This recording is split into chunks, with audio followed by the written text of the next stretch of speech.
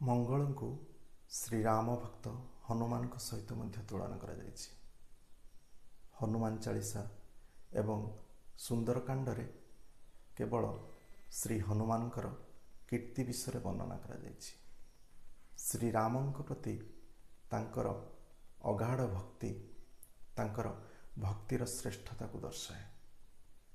तांकर धैर्य सहनशीलता सबु जीवमानंक पई तांकर करुणा निज प्रभुंक पई तांकर समर्पणर भाव सर्वशक्तिमान हेई मध्य अहंकार तांको तेड़े हे स्पर्श करि नाही।